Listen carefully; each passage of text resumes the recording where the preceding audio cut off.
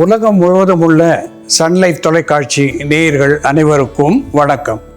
இது நாட்டு மருத்துவம், நலம் தரும் மருத்துவம், எல்லோருக்கும் ஏற்ற பக்க விளைவுகள் இல்லாத பாதுகாப்பான மருத்துவம். எளிய மருந்துகளை இந்த நிகழ்ச்சியிலே நாம் ஒவ்வொன்றாக பார்த்து பழகி பயன்பெற்று வருகின்றோம். இன்று சிலவற்றை நாம் தெரிந்து கொள்வோம். த சாகிங் ஸ்கின் என்று ஆங்கிலத்திலே சொல்லுகின்ற தோலிலே ஏற்படுகின்ற சுருக்கங்கள். இந்த தோலை சுருங்கி விரிய செய்யக்கூடிய கொலாஜன் என்கின்ற சத்துவம் தோலுக்கு குறைகின்ற பொழுது தோலிலே சுருக்கம் ஏற்படுகிறது. எலாஸ்டின் என்ற பொருளும் கொலாஜன் என்கின்ற பொருளும் தோலிலே குறைவுபடுகின்ற நிலையிலே அங்கே சுருக்கங்கள் ஏற்பட்டு வயது முதிர்ந்த ஒரு தோற்றத்தை தருகிறது. வயது முதிர்வை நாம் பொதுவாக தடுக்க முடியாது என்பது உண்மை. ஆனால் இளம் வயதிலேயே இந்த தோல் சுருக்கம் அடைவதற்கு மிக முக்கியமான காரணமாக நீர் இழப்பு என்பதை நாம் சொல்லலாம். த டீஹைட்ரேஷன் என்று சொல்லுகின்ற நிலையிலே இந்த சுருக்கங்கள் ஏற்படும். இந்த ஒபிசிட்டி என்று சொல்லுகின்ற உடல் எடை அதிகமாகின்றவர்களுக்கு கழுத்து, தொடைப்பகுதி, கைப்பகுதி, கை மடிப்புகள் இவைகளிலே சுருக்கங்கள் ஏற்படுவது, கருப்பு நிற வண்ணங்களாக சுருக்கங்கள் ஏற்படுவது என்பது இயற்கை. இப்படிப்பட்ட நிலையிலே சின்னமோம் என்று சொல்லுகின்ற லவங்கப்பட்டையை தூளாக எடுத்துக்கொண்டு சம அளவு மஞ்சள் சேர்த்து அதனோடு சிறிது தேன் சேர்த்து ஒரு சேர உறவாடும்படி குழைத்து குழம்பு பதத்திலே எடுத்துக்கொண்டு அதனோடு சர்க்கரை, வெள்ளை சர்க்கரையோ அல்லது உப்பு தூளையோ கலந்து இந்த ஸ்க்ரப் என்று சொல்லுவார்கள். எங்கெல்லாம் தோலிலே சுருக்கம் ஏற்பட்டிருக்கிறதோ, கருப்பு வண்ணம் ஏற்பட்டிருக்கிறதோ அங்கெல்லாம் இந்த கலவையை கொண்டு ஸ்க்ரப் செய்து கொண்டு 1 மணி நேரம் அல்லது 2 மணி நேரம் கழித்து கழுவி விடுவதனாலே நாளடைவிலே இந்த கழுத்து பகுதியிலே இருக்கின்ற சுருக்கம், முகத்திலே இருக்கின்ற சுருக்கம் இவை மாறி தோலுக்கு ஒரு மென்மையும் நல்ல ஒரு பொலிவையும் தரக்கூடியதாக இந்த மருத்துவம் உதவும் என்பது உண்மை. அன்பான நேயர்களே, த கிரான்ஸ் டிசீஸ் என்று ஆங்கிலத்திலே சொல்லப்படுவது வயிற்றிலே வலி, இந்த குன்மம் என்று தமிழிலே சொல்வார்கள்.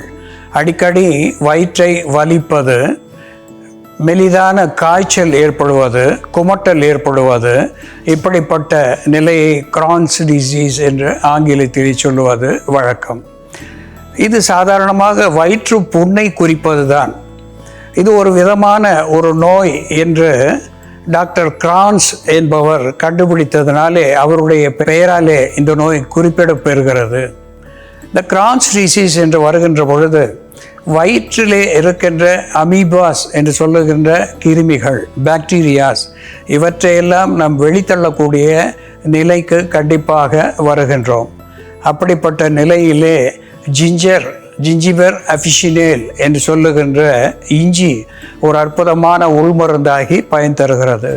இந்த இஞ்சியை தோல் நீக்கிவிட்டு சுத்திகரித்து அதை விழுதாக்கி அதனோடு சிறிது தேன் சேர்த்து அதை சுடுநீரிலே கலந்து காலை ஒரு முறை, இரவு ஒரு முறை 1 டம்ளர் நீரை நாம் தேனும் இஞ்சியும் சேர்த்து பருகி வருகின்ற நிலையிலே 48 நாட்களிலே த கிரான்ஸ் டிசீஸ் என்று சொல்லுகின்ற வயிற்றை பற்றிய வலி, செரிமான சீர்கேடுகள் இவற்றை போக்கக்கூடிய மருந்தாக இது அமையும் என்பதை சுட்டிக்காட்ட விரும்புகின்றேன்.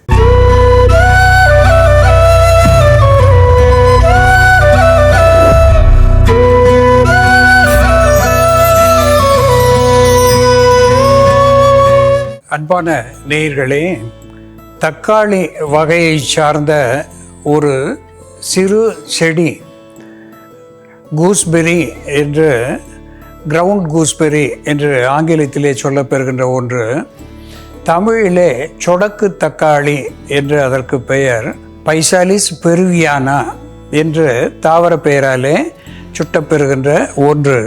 இந்த சொடக்கு என்று சொல்லுகின்ற பொழுது சப்தம் எழுப்புகின்ற ஒன்று, அதாவது சிட்டிகை என்று சொல்லுகின்ற ஒன்று.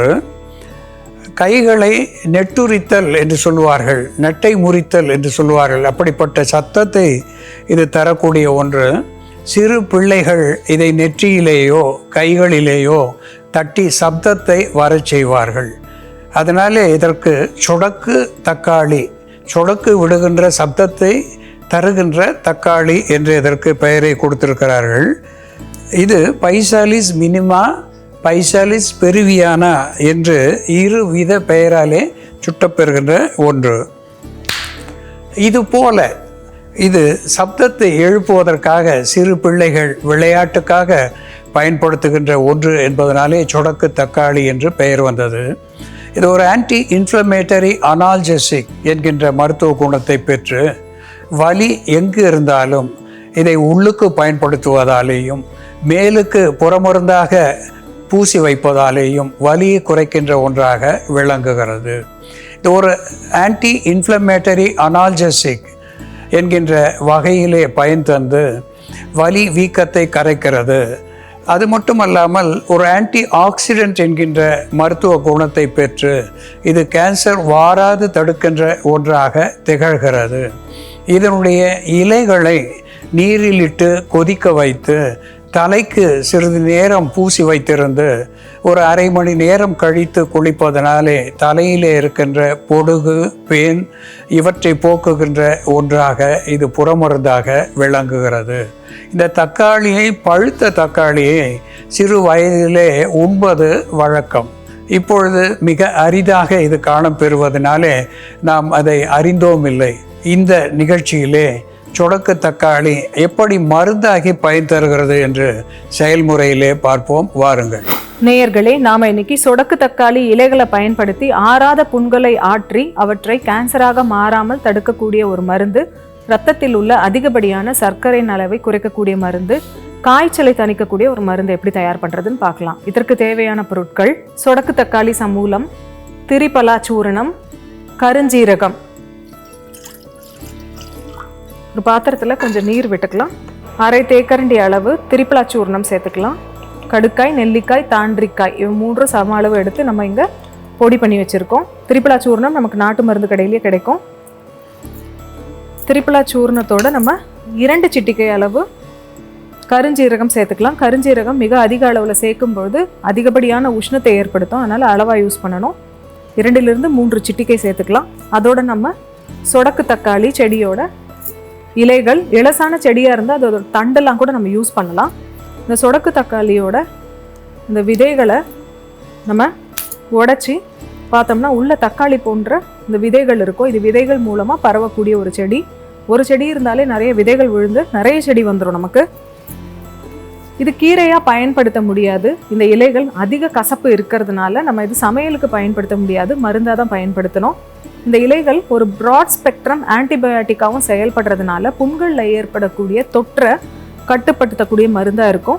சர்க்கரை நோயாளிகள் இந்த மருந்தை தொடர்ந்து எடுத்துகிட்டு வரும்பொழுது அவர்களுக்கு ரத்தத்தில் உள்ள சர்க்கரை அளவு குறையிறது மட்டும் இல்லாமல் அதிகப்படியான சர்க்கரையினால் ஏற்படக்கூடிய புண்கள், ஆறாத புண்கள், குழி புண்கள் இவை எல்லாமே அவர்களுக்கு வராமல் தடுக்கக்கூடிய மருந்தாகவும், அப்படி புண்கள் இருந்தால் அவற்றை ஆற்றக்கூடிய மருந்தாகவும் இது செயல்படும். ஒரு சிலருக்கு பார்த்தோம்னா ஆறாத புண்கள் இருக்கும். ஆறாத புண்கள் நம்ம உடம்புல எங்கே இருந்தாலும் அது கேன்சராக மாறுறதுக்கான வாய்ப்புகள் அதிகமாக இருக்கிறதுனால இந்த கஷாயத்தை நம்ம குடிச்சிட்டு வரும்போது அந்த புண்களை ஆற்றக்கூடிய மருந்தாக இருக்கும். நம்ம ஈறுகளில் புண்கள் இருந்தாலோ அல்லது கேங்க்ரீன் மாதிரி புண்கள் இருந்தால் கூட இந்த மருந்து நம்ம எடுத்துகிட்டு வரும்பொழுது நல்ல நிவாரணம் கிடைக்கும். கேன்சர் நோயாளிகளும் தொடர்ந்து இந்த மருந்தை எடுத்துகிட்டு வரும்பொழுது கேன்சர் செல்கள் ப்ராலிஃபரேஷனை இது தடுக்கக்கூடிய மருந்தாக இருக்கும். கேன்சர் செல்கள் பரவாமல் தடுக்கக்கூடிய மருந்தாக இருக்கும். மற்ற மருந்துகளோடு சேர்த்து இதை துணை மருந்தாகவும் எடுத்துக்கலாம். இந்த கஷாயம் இப்போ தயாராகிடுச்சு. சொடக்கு தக்காளி இலைகளை நம்ம புண்களை கழுவுவதற்கான மருந்தாகவும் பயன்படுத்தலாம். நீரில் கொஞ்சமாக திரிபலா சூர்ணமும் சொடக்கு தக்காளி இலைகளும் சேர்த்து நல்லா கொதிக்க வச்சுட்டு அந்த கஷாயத்தை வடிகட்டிட்டு அந்த கஷாயத்தை கொண்டு புண்களை கழுவிட்டு வரும்பொழுது புண்களில் ஏற்படக்கூடிய சீழ்வடிதல் கட்டுப்படும். இந்த கஷாயத்தை நம்ம வடிகட்டிடலாம். இது அதிக கசப்பு உடைய ஒரு மருந்து அப்படின்றதுனால நம்ம கொஞ்சமாக வேணும்னா தேன், சொடக்கு தக்காளி இலைகள், கருஞ்சீரகம், திரிபலா சூர்ணம் சேர்ந்த இந்த மருந்தை தொடர்ந்து எடுத்துகிட்டு வரும்பொழுது ரத்தத்தில் உள்ள அதிகப்படியான சர்க்கரையின் அளவு கட்டுப்படும்.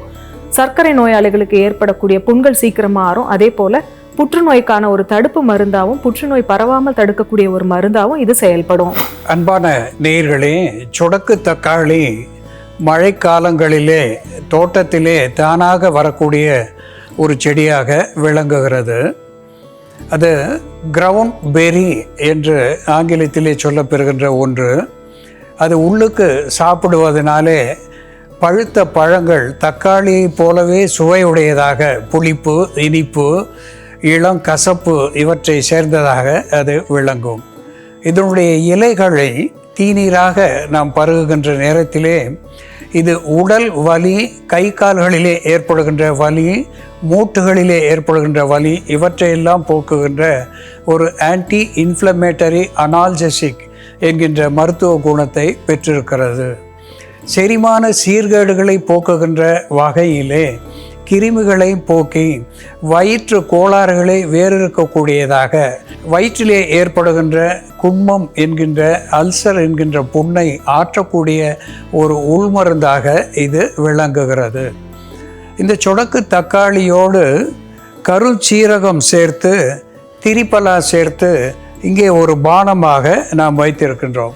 இந்த நைஜெல்லா செட்டிவா என்று சொல்லுகின்ற பிளாக் குமின் என்கின்ற கருஞ்சீரகம் ஒரு டயூரிட்டிக் என்கின்ற மருத்துவ குணத்தை பெற்றிருக்கிறது. சிறுநீர் பெருக்கியாக விளங்குகிறது, வீக்கம் கரைச்சியாக திகழ்கிறது, புழுக்கொல்லியாக இது ஆன்டி ஹெல்மித்திக் என்கின்ற மருத்துவ குணத்தையும் பெற்றிருப்பதனாலே இந்த சொடக்கு தக்காளி இலையோடு கருஞ்சீரகம் சேர்த்து அதை பானமாக பருகுவதனாலேயும், அதனோடு கடுக்காய், நெல்லிக்காய், தாண்டிக்காய் என்று சொல்லக்கூடிய 3 துவர்ப்பு கொட்டைகள் இவற்றை சேர்த்து தீநீராக பருகுவதனாலேயும் வயிற்றில் இருக்கின்ற புண்களை ஆற்றக்கூடியதாக விளங்குகிறது.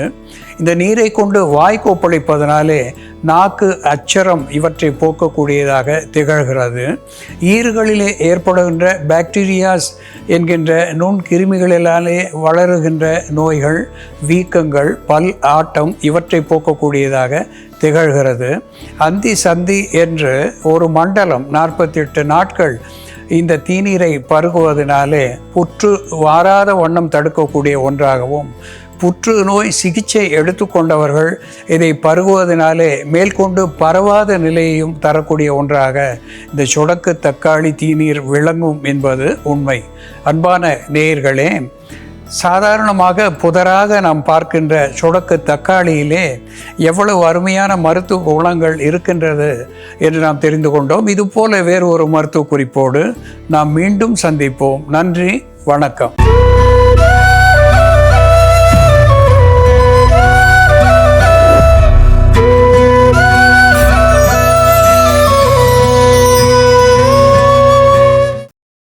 இன்னும் பல வீடியோக்களை காண சன் லைஃப் சேனலை சப்ஸ்கிரைப் பண்ணுங்க.